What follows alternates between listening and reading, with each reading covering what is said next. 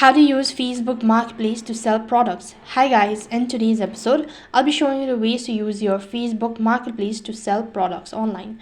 So in order to use your Marketplace features to sell a product online, first of all, you need to make sure that you already have a profile, which means a Facebook account.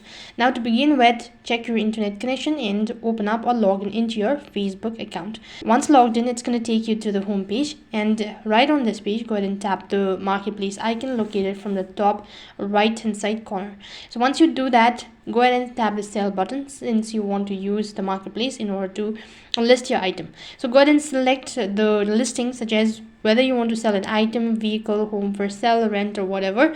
In my case, I'm going to go with the items, and next page is going to ask you to provide the details of the following items. So go ahead and add a picture. Make sure to put a clear pictures, and go ahead and give a title, add a price, category, conditions, descriptions, all sort of things, and click the publish button. As soon as you do that, you've successfully added the product to your marketplace. Now all you need to do is wait patiently and respond to the messages that you receive through Facebook Market.